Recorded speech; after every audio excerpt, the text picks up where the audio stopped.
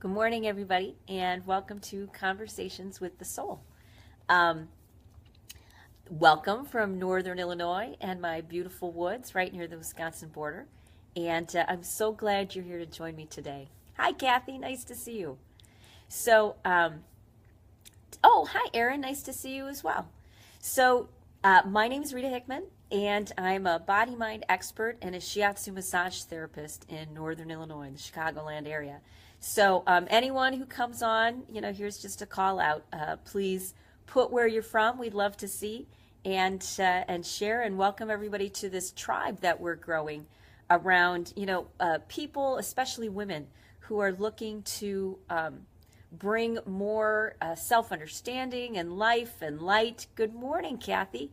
Life and light and everything else into our lives. Good morning, Manisha. Because as you've noticed, the times are a little bit dark and bleak, and we're going into the winter time.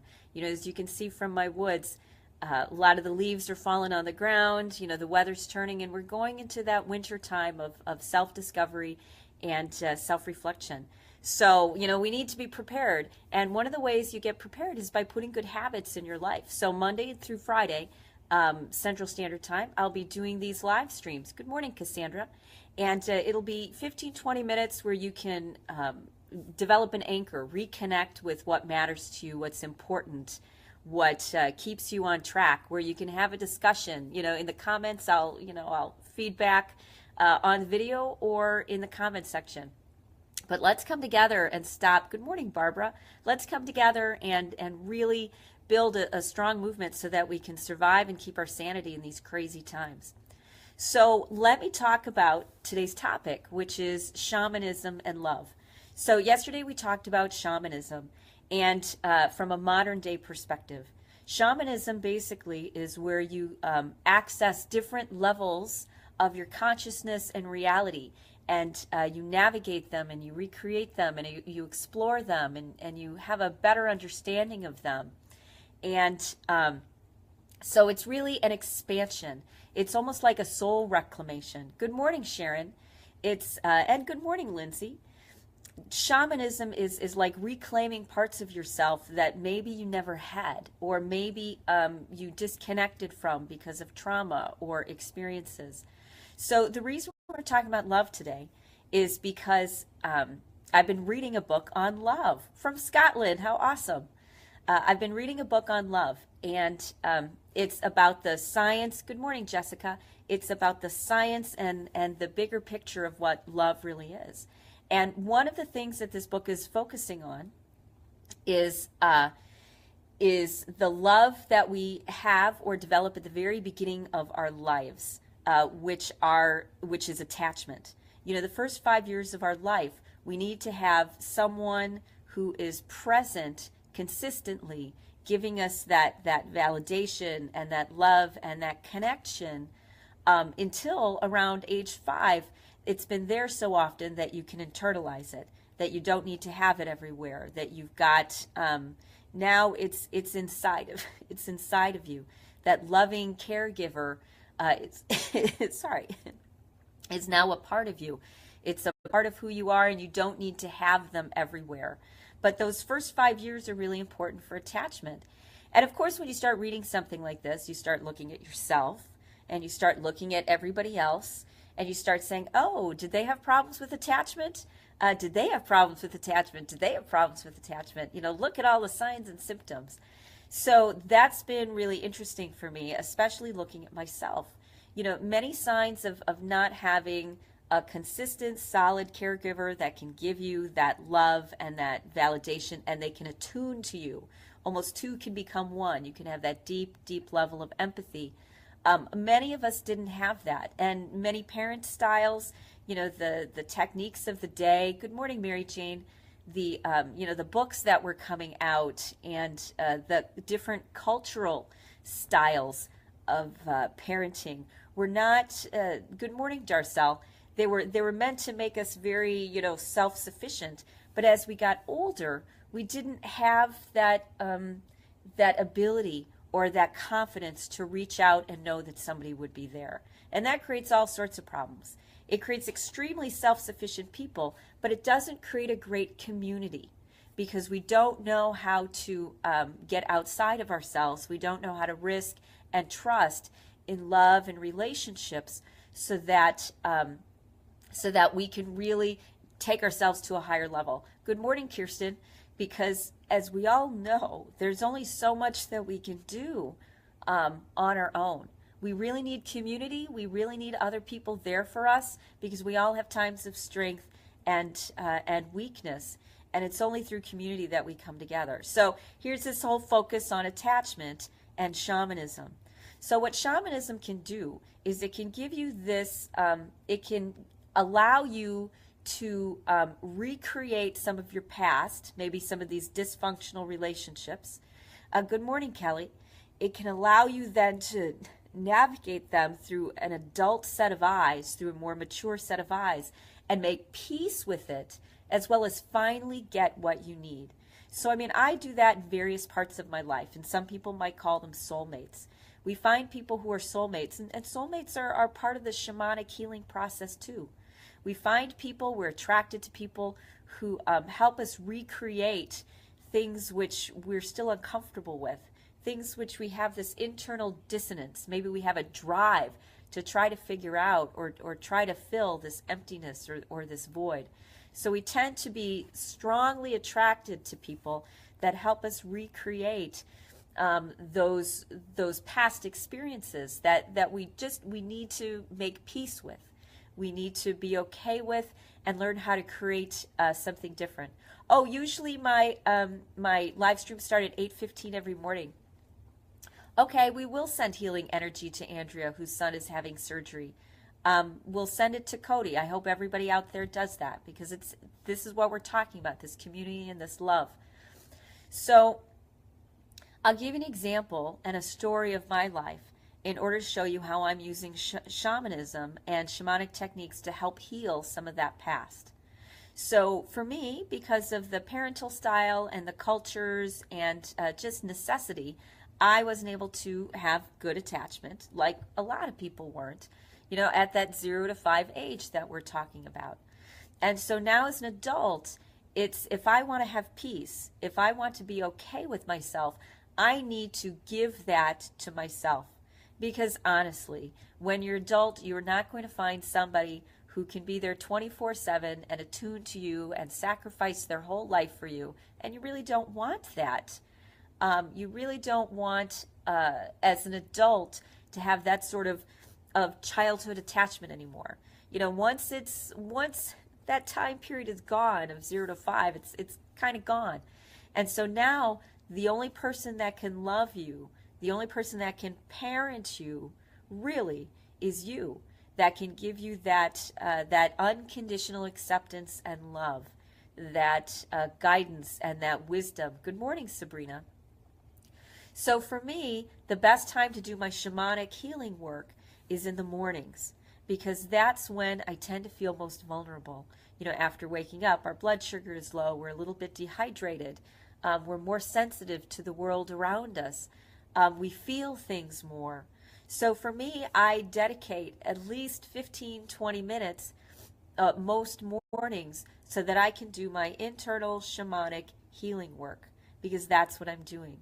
So reading this book and getting my thoughts going and looking at them, putting them in the, you know, proper boxes, I realize that most mornings I have a sense of loneliness. And so I ask myself, okay, not where is this loneliness coming from? You know, who did this to me?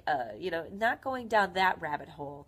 Instead, being grateful that this part of me came up so that I can love them, so that I can heal them and finally give them what they were looking for.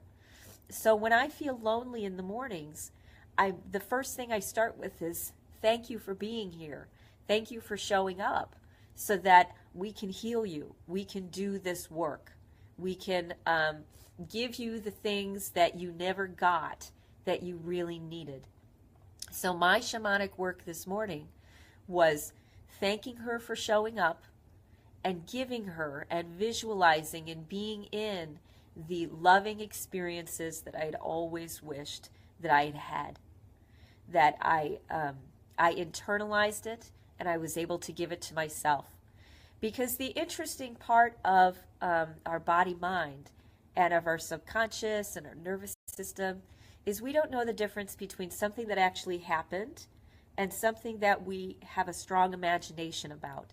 So if we can love ourselves, if we can give that to ourselves, it honestly, it sincerely, and for our nervous system and subconscious, it gives us that experience of love.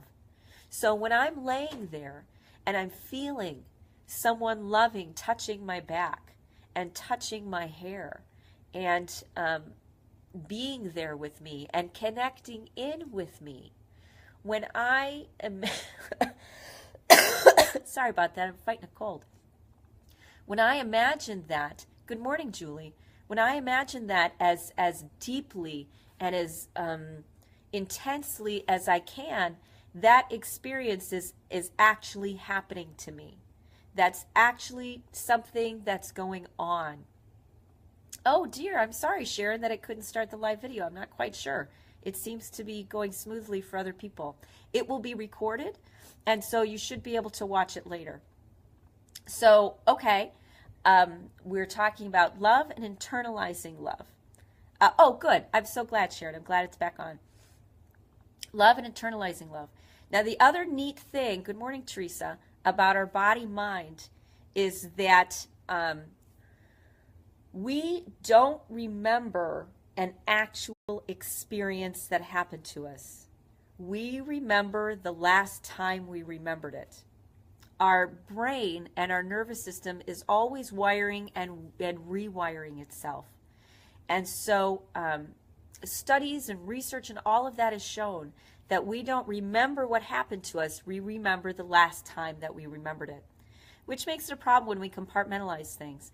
Because when we compartmentalize it, we never go back and revisit it and reshape it through different eyes, through different experiences. So it stays trapped in that little vortex of time, and we're not able to heal it. That's where soulmates come in, and people triggering us, is it allows us to connect to, contact, and start to reshape those memories.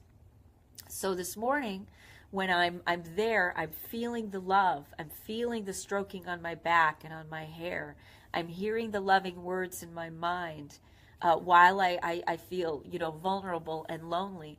I am reshaping my past. I'm reshaping my memories so that I'm taking them out of the I'm alone, I don't have anyone to depend upon, I can't trust anyone, I have to do everything myself because if I cry, no one's going to hear me anyways. Or if I ask for help, I'm going to be rejected. Or I'm alone and there's nobody there for me. I don't have community. I don't have people to reach out to. That's the old belief that happened when I was a child. When I give this experience to myself of love, unconditional love, understanding, compassion, care, attunement to myself, when I listen to myself, it changes those beliefs. It changes those memories. And suddenly I'm not someone who's always been abandoned or always felt disconnected. Suddenly I'm someone who received the love that I needed, who received all of the care and the nurturing that I always needed to be a whole, full person, to be someone who knows how to give and receive, someone who knows how to ask, who knows how to connect with people on a deep, intimate level. So every time that we give ourselves that deep, loving experience, we are changing our memories. We're changing our beliefs. We're changing our ideas to something that's a more full understanding, a more broad, deeper understanding of how we work as people. So you don't lose the initial memory. What happens is the memory expands. It's no longer always or never. It turns into sometimes and maybe. So instead of me coming from a point of I can't depend upon anybody because people won't be there because if I cry or I reach out, I'll be rejected, I'll be pushed away. Instead it turns into sometimes people aren't always available to me. Sometimes if I reach out, they can't help me. But other times if I do, they're right there for me, giving and loving and being present. Sometimes it's just the timing. Sometimes it's the person. Sometimes it's the way I approach it. There's a lot of different variables. So it goes from the stoic, I need to do this myself, I need to power through, even if my body's falling apart, I don't have anybody to really talk to, I'm screwed up, I'm broken, I'm flawed, but I'm gonna power through this. It goes from that belief, which is very destructive, because seriously, we can only do so much on our own. It's through community and synergy and being there for each other that we can rise to a higher level. That's what these videos are about. It's about us coming together and helping each other out. So it's only when we expand that point of view that we're able to become the whole people that we're meant to be, and the mature adults that we're meant to be. So the shamanic work doesn't necessarily have to be peyote and ayahuasca and someone in Peru and someone who has studied this for 40,000 years. You do a lot of shamanic techniques all on your own. Just when you take the time to connect in and love yourself on a deeper level than you normally would. Because in the rest of the day, you're busy doing things, being there for people, being the person you think you should be. But when you give yourself that amount of time, that 10, 20, 30, 40, 50, 60 minutes on a regular basis, that's the shamanic work. And you can completely change how you see the world. And it goes from you loving everybody else to sending that love out there and how can I give people love? Maybe they'll give me love back. To giving that love back to yourself with compassion and care, recreating, giving you that felt sense of love and nurturing that you maybe missed. That is probably kind of a cornerstone of a lot of the difficulties that we have of reaching out and being there for each other and having compassion and understanding. So when you give yourself compassion, understanding, love, care, nurturing, and respect, when you give yourself that amount of time every day, those shamanic practices of tapping into deeper levels of consciousness that you don't normally tap into, that's how you heal. It doesn't take it doesn't take a ton of rattles and dramatic effects. In fact, surprisingly, women in many indigenous cultures they don't need to do many of the shamanic rituals. They're usually for men. Good morning, Stacy. A lot of shamanism is to help men because women naturally, because biologically, hormonally, we go through our cycle every month. We go through menopause. We're child rearing, all of those things. We naturally tap into those deeper parts of ourselves. We don't need big ceremonies. We don't need big sweat lodges. We don't need, mind-altering drugs. We don't need a lot of these things because we're naturally, tapped into those deeper parts of ourselves. We're kind of wired that way. So most women are natural shamans. We already do it. And the shift that needs to happen is we need to start doing it for ourselves. Because when we heal those connections with ourselves, we're able to send those ripples out into the world. Good morning, Karen. When we're able to love ourselves, respect, accept ourselves, it gives us the ability to love, accept, and respect other people. And that imprints on them, and that sends a ripple out there, and the people around us feel that. And they're able to have that loving experience and will finally be able to start internalizing that love for themselves. That's how we change the world. When we learn how to change our own experiences, our own memories, our own relationship with ourselves by loving ourselves and respecting ourselves enough to take that time out, that's shamanism, and that's how we change the world on a very grassroots level. So I hope that you'll continue to be a part of this group and a part of this tribe, because it's so necessary that we start this movement and send that energy out to the world, because we're, messed up. We need a lot of feminine energy and a lot of changes which are coming. And so, especially as I said, with winter, we're going to be going deeper inside, and we're going to need more support than ever before. All the tools, all the tricks, all the vitamin D, all the walks, all the intimacy, all of it. We need it to survive, and we need to do it together. So I'm glad you're here with me on this journey. I'm so excited that you're a part of it. And I hope you join me again tomorrow, 8:15 Central Standard Time. It'll be on shamanism all week. I'm not quite sure what the topic is. So if you put some comments in for things for me to consider, then we'll talk on that. I also do guests. So if you want to be a guest, shoot me a note. And thank you, Kirsten. Thank you, Mary Jane. That's right, it does. It ripples out into the world. So shoot me a note, shoot me a message if you want to be a guest. Facebook doesn't like split screens. And we can have people on, and we can have some conversations that way.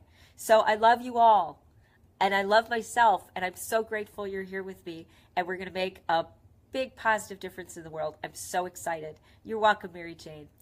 So I hope you have a great rest of your day, and I know I will, and I'll see you tomorrow. Bye.